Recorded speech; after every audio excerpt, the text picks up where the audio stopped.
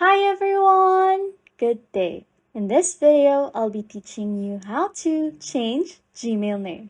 Okay, first things first, open up your Gmail app. Once you are here, press your profile.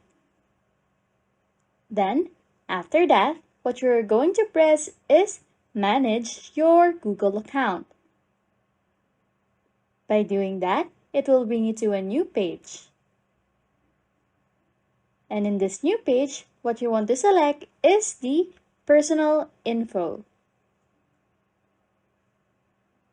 And then, once you reach this page, you can easily find your current name. What you want to do is tap it, and you will be directed to the customization menu.